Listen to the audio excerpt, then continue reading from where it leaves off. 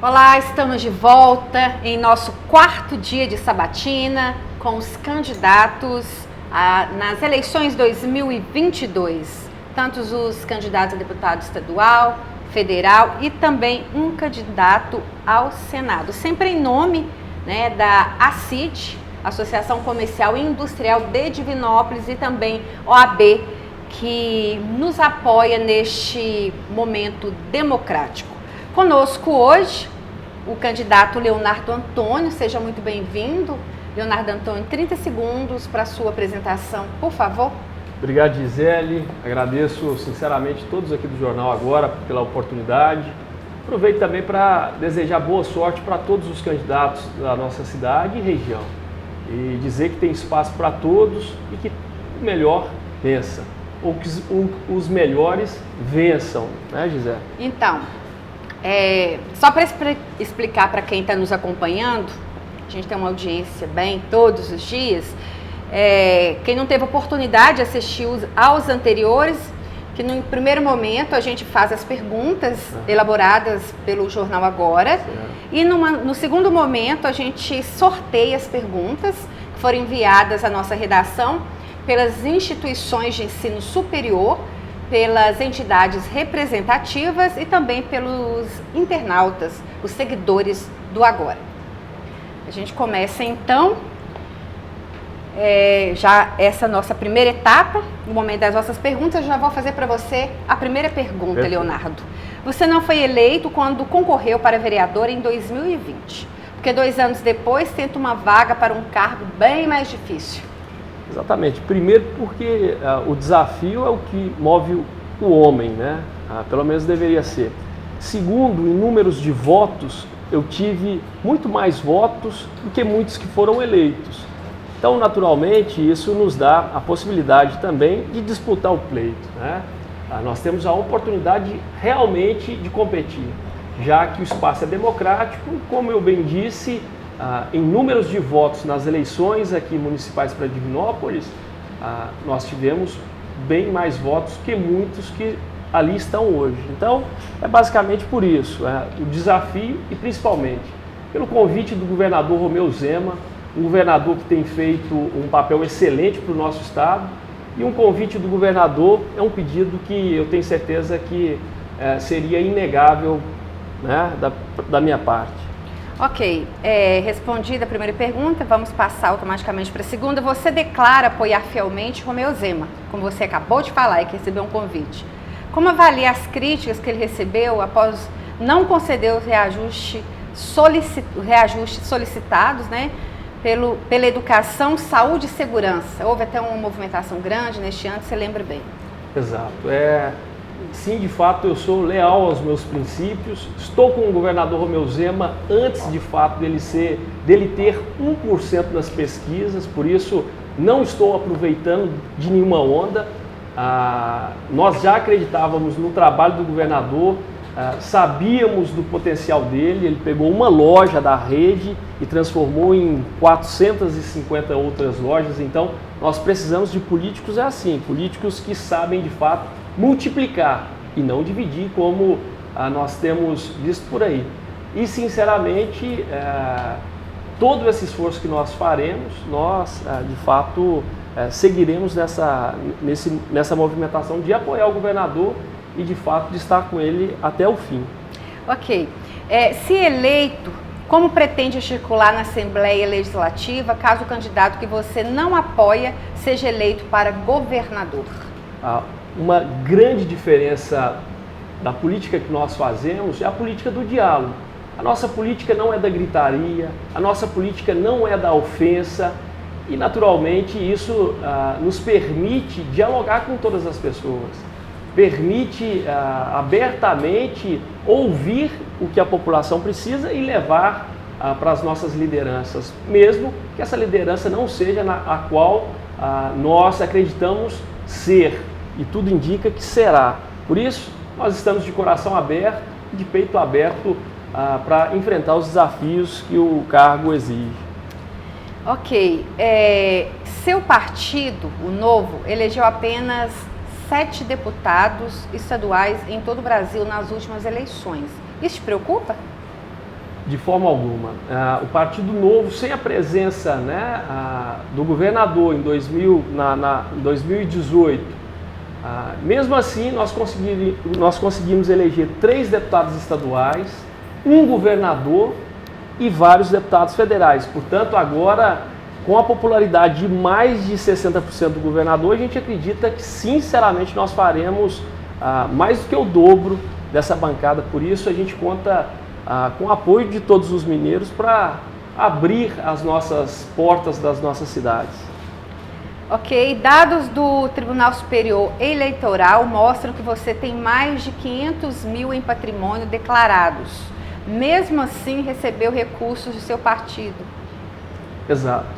Partido Novo é o único partido no Brasil que não utiliza nenhum centavo do dinheiro público. Por isso, nós não temos, sinceramente, R$1, seja para manter o nosso partido ou seja para a gente custear as nossas despesas. Todos os aportes são de pessoas que acreditam no nosso potencial. E a questão do patrimônio é o seguinte, Gisele, existe uma legislação que você não pode aportar mais que 10% com seus próprios recursos na sua própria campanha, o que nós achamos um absurdo. Se o candidato tem condições de bancar toda a sua despesa, por que não pode pagar? Então, essa é uma das nossas lutas, é liberdade. E essa igualdade ou essa equidade que pregam por aí, de quem usa o fundo eleitoral, não existe, porque o fundo eleitoral, de verdade, é utilizado por menos de 3% dos candidatos. A grande maioria fica na mão dos caciques. E não existe igualdade nem equidade nessa questão do fundo. Por isso, eu me orgulho muito de não utilizar nem R$1 do dinheiro do povo e ter a oportunidade de ser reconhecido e encontrar aporte de pessoas que acreditam na nossa movimentação. Mas essa porcentagem você fala para este pleito porque os números do TSE mostram que o número é bem maior que 3% de pessoas que receberam, né, recursos do fundão para financiar a campanha nessas eleições. Exato, porém em proporções diferentes, porque depois você pode pegar os números que você vai perceber que alguns receberam 500 mil, outros receberam 50, outros receberam 10 mil reais, então assim, não tem equidade, tem de verdade... Mas depende muito agora a última novidade, a Federação das Coligações Partidárias. E deveria ser igual para todos, né? Deveria ser igual. Esse é o nosso ponto de vista. Agora, o fundo eleitoral ele deveria ser da seguinte forma. Nós temos 5 bilhões de fundo. Exemplo, vamos dizer que o Brasil tenha 150 milhões de eleitores. Esse fundo deveria ser dividido pela proporção de eleitores e cada eleitor pudesse destinar a sua parte do fundo para um candidato. Agora, os candidatos utilizam dinheiro seu e de todos aqui da equipe para pagar suas campanhas sem que você saiba.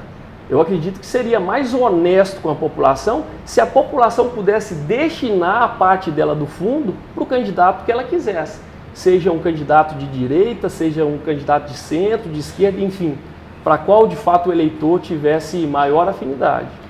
Na sua opinião, anteriormente, quando as campanhas eram financiadas por empresários, que foi vetado e agora tem o fundão, né, que a população paga também, se você tivesse que escolher uma das duas, ou as duas para você, são, vamos dizer assim, frágeis, as pessoas podem cometer algum tipo de desvio. Exato. Eu, sinceramente, eu acredito demais no potencial do candidato. Se o candidato não tem habilidade para promover, né, as suas ideias, dificilmente ele vai conseguir fazer algo em prol da sociedade. Então, o mínimo que o candidato deveria ter é habilidade suficiente para levantar recursos. Se ele não tem, eu não sei se ele tem condições de fato de trazer algum benefício para a nossa sociedade. Esse é o meu ponto de vista. Ok. Encerrada essa primeira fase da nossa sabatina, passamos então para a segunda, lembrando sempre com o apoio da CID e também da OAB. Então vamos para a segunda parte, já abrindo a primeira pergunta para você. Em um eventual segundo turno com Lula e Bolsonaro, quem você apoia? A pergunta é da Laura Campos. Ok, obrigado, Laura, pela gentileza e pela pergunta. Eu sigo muitos preceitos que eu aprendi dentro de casa, que é a honestidade, que é o respeito, que de verdade é não mexer no que é dos outros, né?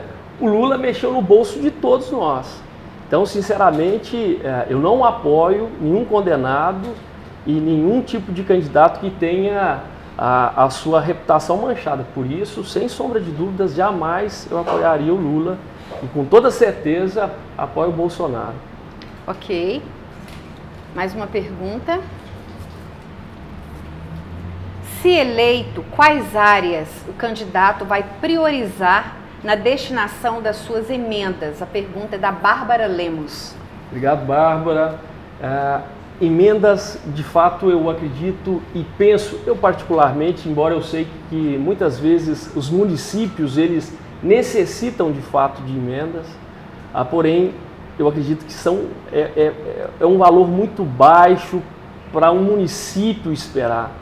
E muitas vezes essas emendas elas são traiçoeiras, porque logo depois os candidatos vêm querendo arrebanhar uma porção de eleitores naquelas cidades. Nós destinaremos com muita sabedoria e com muita inteligência tudo isso para áreas que de fato promovam o desenvolvimento dos municípios, que abram de fato as portas das nossas cidades. Nós somos muito próximos também da questão esportiva, sou atleta, sou dedicado, realmente gosto daquilo que eu faço, sou atleta das corridas de rua. Então assim, o esporte eu sei que transforma a vida, e não é porque eu faço esporte, porque se você pegar todos os países desenvolvidos no planeta Terra, você vai ver que o esporte ele vem antes da saúde. Porque quanto mais atletas, quanto mais praticantes de atividade física, independente de qual, o país gasta menos na educação, porque prevenir é muito mais barato do que tratar, Gisele. Ok.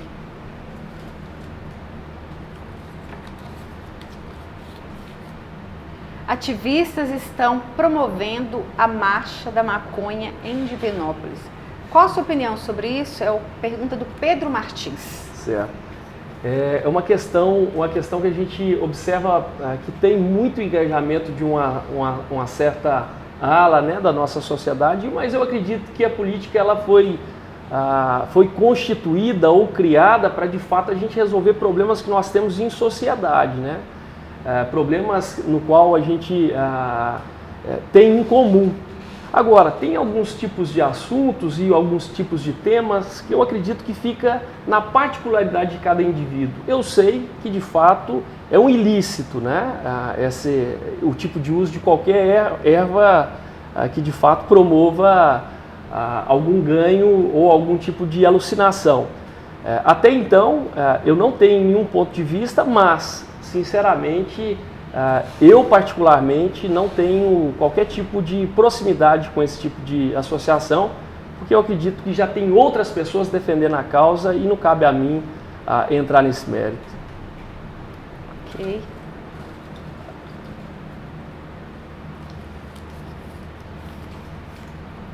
Quais são as 3 iniciativas prioritárias em prol de Divinópolis que devem merecer a sua atenção caso você seja eleito? A pergunta é do professor Márcio Almeida. Obrigado, professor. A Divinópolis ela precisa, sinceramente, de mais carinho e de mais respeito, principalmente diálogo.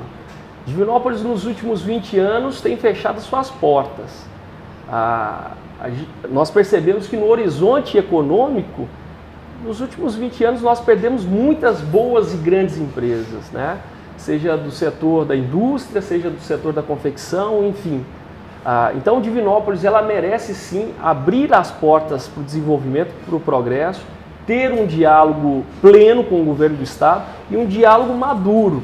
Não é um diálogo baseado em gritaria, porque gritaria nós não trouxemos nenhum benefício para a nossa cidade, pelo contrário, nós fechamos as portas. Então, basicamente, ser esse elo de conexão com o governo do estado é de fato um benefício para todos nós. Nós sabemos que política se faz com diálogo e ter essa conexão, sem dúvidas, nós conseguiremos abrir as portas de Divinópolis, É claro que o tema da saúde é extremamente importante para nós e para a nossa região, e por isso será uma das nossas pautas. Inclusive, o hospital, nós temos a certeza que será inaugurado, sim. Não é uma promessa de campanha, é um compromisso do governador. O recurso já está depositado, os trâmites burocráticos que atrapalham o nosso desenvolvimento. E o terceiro ponto de vista é, sem dúvidas, reduzir a nossa burocracia. Porque se o hospital está parado até agora, é pela morosidade do sistema e não por culpa ou retaliação de ninguém. É um sistema antigo, arcaico e que de verdade nós precisamos mudar sim, e de forma adulta, não de forma prematura. Ok. Mais uma pergunta. O que você pretende fazer para melhorar o Sistema Único de Saúde? Pergunta que vem da Faculdade UNA. Obrigado a todos da faculdade. O sistema de saúde, sinceramente, ele precisa de mais investimento. E nós precisamos também entender quais são os gargalos. Isso os nossos deputados já deveriam estar fazendo. Esse é um sistema que existe há muitos anos, um dos maiores do planeta, se não o maior do planeta. É complexo, não é para qualquer um e não é para qualquer político também chegar com a solução falando que já tem tudo pronto. Mentira! O problema só será resolvido através do diálogo, de estudo e de uma infinidade de outras possibilidades. Por isso seria leviano da minha parte dizer que eu tenho a solução. Eu não tenho a solução por completo. Agora, eu tenho a possibilidade de buscar as peças que podem nos ajudar e conjuntamente trazer benefícios, porque estando fora da área é difícil realmente responder por eles e seria injusto da minha parte trazer uma solução pronta, já que não é uma pasta na qual eu sou o técnico, né? Ok. Pergunta respondida, vamos para mais uma. Obrigado. Caso eleito, como pretende atuar para ajudar na retomada da obra? Você já falou, certo, né? Essa aqui é sobre o Hospital Regional. Okay. É uma demanda que certamente todos que mandaram questionamentos para a redação, né, incluíram, é uma pauta, né, importante. Dúvida, é muito importante e o governo do estado está se esforçando, todo o seu secretariado, e nós temos certeza que no curto espaço de tempo o Divinopolitano e todos da região centro-oeste vão ser abraçados e carinhosamente tratados no Hospital Regional. Com certeza. A reforma trabalhista foi aprovada em 2017 e gera grande discussão sobre sua efetividade. Qual a sua opinião sobre o tema? É uma pergunta que vem da Faculdade UNA também. Tá, que ótimo. Esse é um tema que nós precisamos nos aprofundar, sem dúvidas. E principalmente o pós-pandemia, né? A pandemia fez uma mudança por completo no nosso convívio social, na forma que nós trabalhamos. Hoje o home office é super tranquilo, embora em muitos países desenvolvidos isso era já um hábito normal, comum. E nós vamos ter que não adaptar, nós vamos ter que mudar a nossa legislação. Nós vamos ter que ter mais flexibilidade para o próprio indivíduo escolher o que é melhor para ele. Pensa bem para você ver o modelo americano. O modelo americano, o próprio trabalhador escolhe se ele quer trabalhar 1 hora, 2 horas, 3 horas, 4 horas, 5 horas, enfim, ou 15 horas. Isso é uma decisão do indivíduo. Quem é o Estado para interferir nesse assunto? Porém, é um tema que nós precisamos aprofundar, melhorar e debater. Da mesma forma, o tema da reforma política. Nós precisamos considerar um político um cidadão normal, assim como na Suécia, assim como em vários outros países também desenvolvidos. O político parece que aqui no Brasil se blinda de pompas e de regalias, e nós devemos encontrar políticos aqui pegando ônibus, indo por o trabalho de bicicleta, assim como faz no Canadá, assim como faz no Japão. Nós precisamos de políticos que lavem as suas próprias roupas. E assim, isso é o mínimo que nós podemos fazer, tanto para a legislação trabalhista, quanto também para a reforma trabalhista, porque de regalias o mundo já está cheio. E aproveito para falar que nós do Partido Novo assinamos um termo de conduta legislativo, onde nós reduzimos em 50% nosso gabinete, são 22, podendo chegar a 28 com o pessoal, né, os aprendizes ali, mas de fato nós vamos reduzir em no mínimo 50%, passando para 12 ou menos.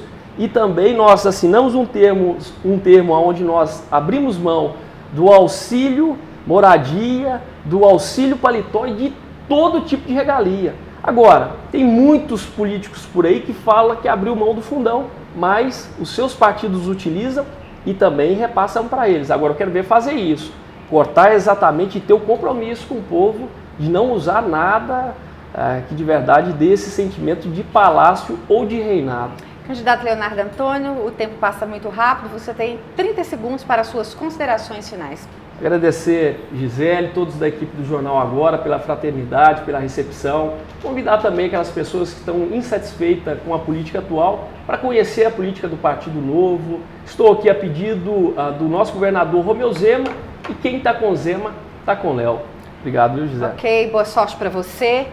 E com as considerações finais do candidato Leonardo Antônio, a gente termina essa primeira entrevista desta quinta-feira. Voltamos daqui a pouco. Não saia daí. Tem mais um candidato nesta sabatina.